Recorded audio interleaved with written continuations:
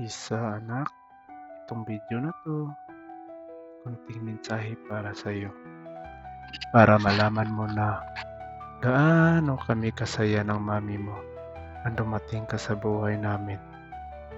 Nung di pa kami kasal, alam mo anak, pinaplano talaga namin lahat-lahat na kung sakaling darating ka man sa buhay namin, kaya na naming maibigay ang gusto mo.